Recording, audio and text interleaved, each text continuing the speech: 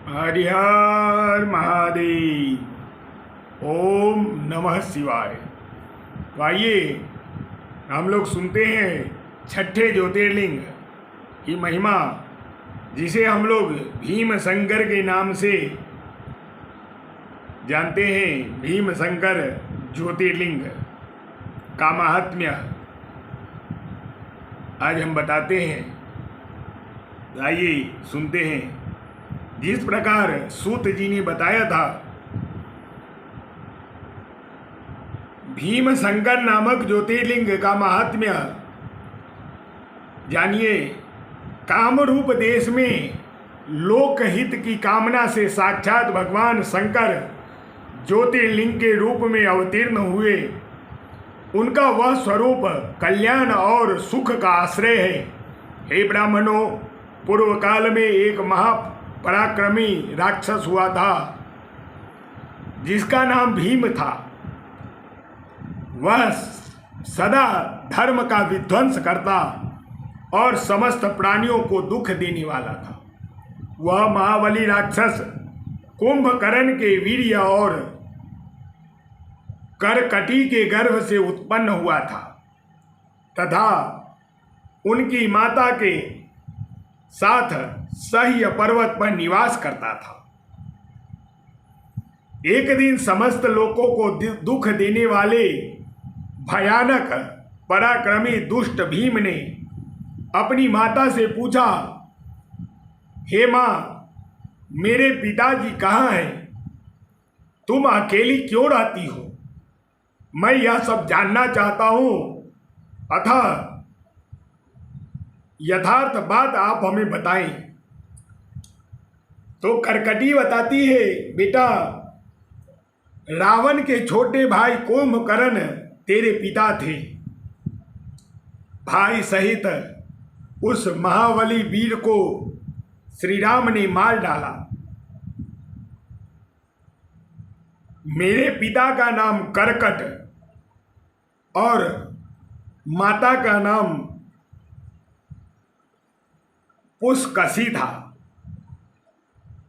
विराध मेरे पति थे, जिन्हें पूर्व काल में राम ने मार डाला।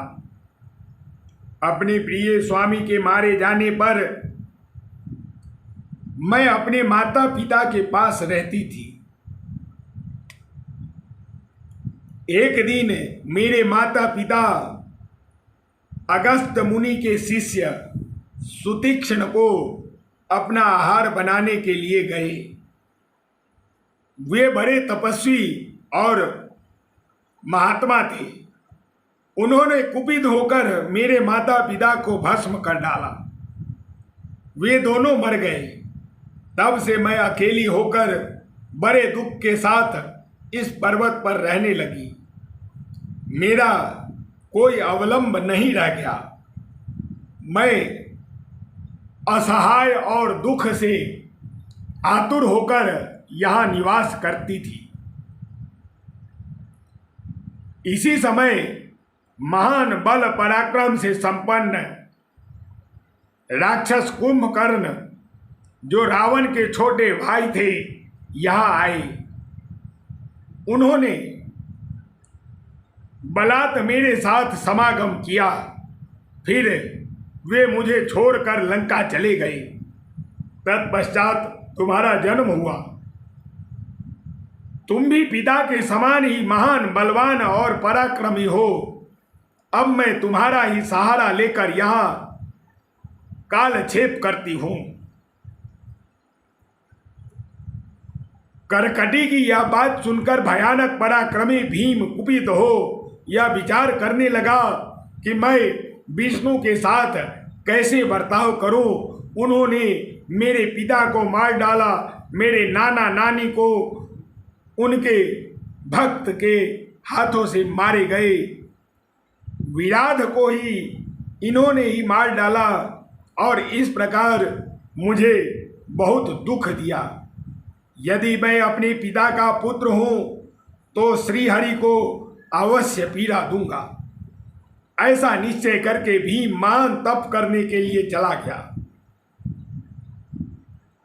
उसने ब्रह्मा जी को प्रसन्नता के लिए 1000 वर्षों तक महान तप किया। तपस्या के साथ साथ वह मन ही मन इष्ट देवता का ध्यान किया करता था। तब लोक पितामह ब्रह्मा उसे वर देने के लिए गए और इस प्रकार बोले, हे भीम, मैं तुम पर प्रसन्न हूँ, तुम्हारी जो इच्छा हो उसके अनुसार वर मांगो। तब भीम कहते हैं, हे देवेश्वर कमलासन, यदि आप हम पर प्रसन्न हैं और मुझे वर देना चाहते हैं तो आज मुझे ऐसा बल दीजिए जिसकी कहीं तुलना न हो। सूत जी कहते हैं, ऐसा कहकर उस राक्षस ने ब्रह्मा जी को नमस्कार किया और ब्रह्मा जी भी उसे अभीष्ट वर देकर अपने धाम को चले गए। ब्रह्मा जी से अत्यंत बल पाकर राक्षस अपने घर आया और माता को प्रणाम करके शीघ्रता पूर्वक बड़े गर्व से बोला, माँ, अब तुम मेरा बल देखो, मैं इंद्र आदि देवताओं तथा उनकी सहायता करने वाले श्री हरि का महान संहार कर डालूंगा। ऐसा कहकर भयानक पराक्रमी भीम ने पहले इंद्र आदि देवताओं को जीता और उस सब को अपने अपने स्थान से निकालकर बाहर किया। तदंतर देवताओं की प्रार्थना से उनका पक्ष लेने वाले श्री हरि को भी उसने युद्ध में हराया। फिर प्रसन्नता पूर्वक पृथ्वी को जीतना प्रारंभ किया। सबसे पहले वह कामरूप देश के राजा सुदक्षिण को जीतने के लिए गया। वह राजा के साथ उसका भयंकर युद्ध हुआ। दुष्ट असुर भीम ने ब्रह्मा जी के दिए हुए वर के प्रभाव से शिव के आश्रित रहने वाले महावीर महाराज सुदक्षिण को परास्त कर दिया और सब सामग्रियों सहित उनका राज्य तथा सर्वस्व अपने अधिकार में कर लिया। भगवान शिव के प्रिय भक्त धर्म प्रेमी परम धर्मात्मा राजा को भी उसने कैद कर लिया और उसने पैरों में बेड़ी डलवाकर उन्हें एकांत स्थान में बंद कर दिया। वहाँ उन्होंने भगवान की प्रीति के लिए शिव की उत्तम पार्थिव मूर्ति बनाकर उन्हीं का भजन पूजन आरंभ कर दिया। उन्होंने बारंबार गंगा जी की स्तुति की और मानसिक स्नान आदि करके पार्थिव पूजन की विधि से शिव जी की पूजा संपन्न की। विधि पूर्वक भगवान शिव का ध्यान करके वे प्रणव युक्त पंचाक्षर मंत्र ओम नमः शिवाय का जप करने लगे। अब उन्हें दूसरा कोई काम करने के लिए अवकाश नहीं मिलता था। उन दोनों दिनों उनकी साध्वी पत्नी राजवल्लभा दक्षिणा प्रेम पूर्वक पार्थिव पूजन किया करती थी। वे दंपति अनन्य भाव से भक्तों का कल्याण करने वाले भगवान शंकर का भजन करते और प्रतिदिन उन्हीं का आराधना में तत्पर रहते थे। इधर वह राक्षस बल के अभिमान से मोहित हो यज्ञ कर्म आदि सब धर्मों का लोप करने लगा और सबसे कहने लगा, तुम लोग सब कुछ मुझे ही दो।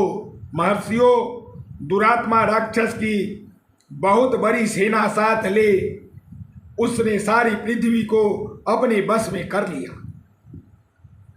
वह वेदों, शास्त्रों, स्मृतियों और पुराणों में बताए हुए धर्म का लोप करके शक्तिशाली होने के कारण सबका स्वयं ही उपभोग करने लगा। तब सब देवता तथा ऋषि अत्यंत पीड़ित हो महाकोशी के तट पर गए और शिव का आराधना तथा स्तवन करने लगे। उनके इस प्रकार स्तुति करने पर भगवान शिव अत्यंत प्रसन्न हो देवताओं से बोले, हे देवगण तथा महर्षियों, मैं प्रसन्न हूँ, वर मांगो, तुम्हारा कौन सा कार्य सिद्ध करूं। देवता बोले, हे देवेश्वर, आप अंतर्यामी हैं, अतः सबके मन की सारी बात जानते हैं, आपसे कुछ भी अज्ञात नहीं है। हे प्रभु महेश्वर, कुंभकर्ण से जो उत्पन्न करकटी का बलवान पुत्र राक्षस भीम ब्रह्मा जी से दिए हुए वर से शक्तिशाली हो देवताओं को निरंतर पीड़ा दे रहा है, अतः आप इस दुखदाई राक्षस का नाश कर दीजिए, हम पर कृपा कीजिए, विलंब न कीजिए। तब शंभु कहते हैं, हे देवताओं, कामरूप देश के राजा सुदक्षिण मेरे श्रेष्ठ भक्त हैं, उनसे मेरा एक संदेश कह दो, फिर तुम्हारा सारा कार्य शीघ्र ही पूरा हो जाएगा।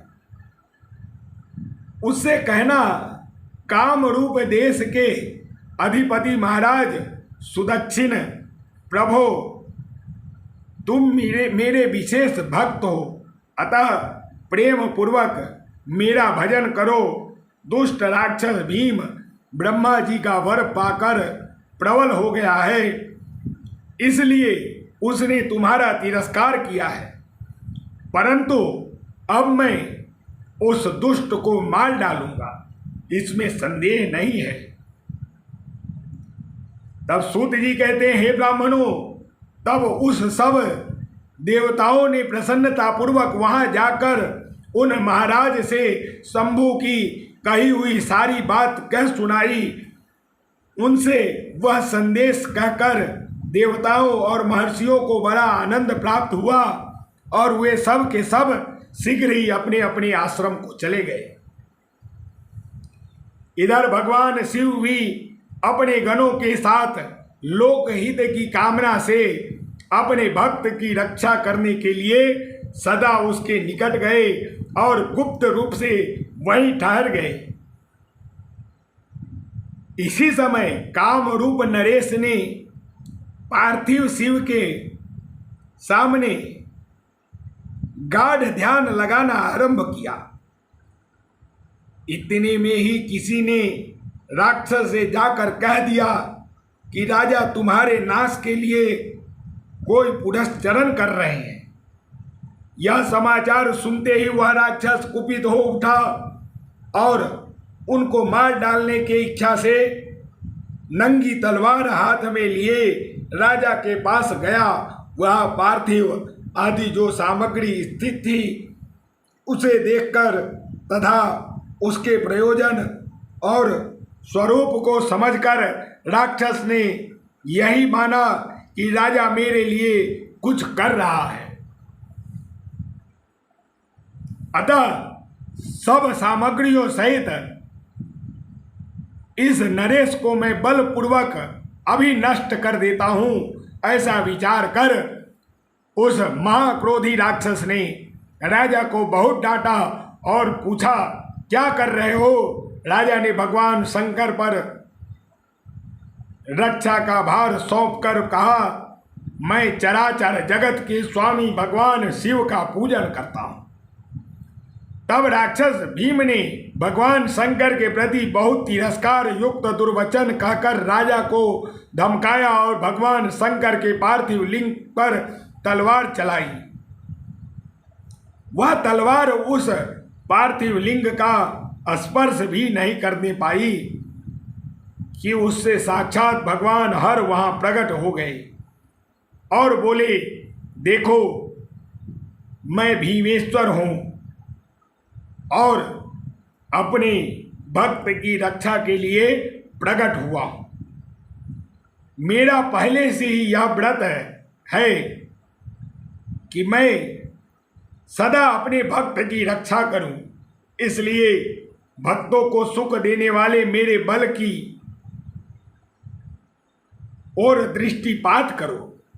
ऐसा कहकर भगवान शिव ने पिनाक के उसकी तलवार के 2 टुकड़े कर दिए। तब उस राक्षस ने फिर अपना त्रिशूल चलाया, परंतु शंभु ने उस दुष्ट के त्रिशूल के भी सैकड़ों टुकड़े कर डाले। तदंतर शंकर जी के साथ उसका घोर युद्ध हुआ, जिससे सारा जगत क्षुब्ध हो उठा। तब नारद जी ने आकर भगवान शंकर से प्रार्थना की। नारद कहते हैं, लोगों को भ्रम में डालने वाले महेश्वर, हे मेरे नाथ, आप क्षमा करें, क्षमा करें। तिनके को काटने के लिए कुल्हाड़ा चलाने की क्या आवश्यकता है, शीघ्र ही इसका संहार कर डालिए। नारद जी के इस प्रकार प्रार्थना करने पर भगवान शंभु ने हुंकार मात्र से उस समय समस्त राक्षसों को भस्म कर डाला। हे मुनि, उस देवताओं के देखते देखते शिव जी ने उन सारे राक्षसों को दग्ध कर दिया। तदंतर भगवान शंकर की कृपा से इंद्र आदि समस्त देवताओं और मुनीश्वरों को शांति मिली तथा संपूर्ण जगत स्वस्थ हुआ। उस समय देवताओं और विशेषतः मुनियों ने भगवान शंकर की प्रार्थना की कि हे प्रभु, आप यहाँ लोगों को सुख देने के लिए सदा निवास करें। यह देश निंदित माना गया है, यहाँ आने वाले लोगों को प्रायः दुख ही प्राप्त होता है, परंतु आपका दर्शन करने से यहाँ सबका कल्याण होगा।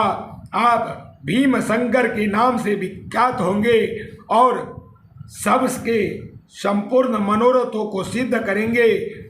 आपका यह ज्योतिर्लिंग सदा पूजनीय और समस्त आपत्तियों का निवारण करने वाला होगा। तो इस प्रकार प्रार्थना करने पर लोकहितकारी भक्तवत्सल परम स्वतंत्र शिव प्रसन्नतापूर्वक वहीं स्थित हो गए और भक्तों का मनोकामना पूर्ण करने लगे। तो इस प्रकार भीम शंकर महादेव की कथा आप लोगों ने सुना, जिसको सुनने से हर एक अभीष्ट वर की प्राप्ति होती है। तो प्रेम से बोलिए शंकर भगवान की जय, श्री नागेश्वर नाथ महादेव की जय। अगर ये कथा आप लोगों को अच्छी लगे तो हमारे इस YouTube चैनल को सब्सक्राइब जरूर करें और इसी प्रकार आगे की कथा अगले खंड में आप सुने। हरि हर महादेव।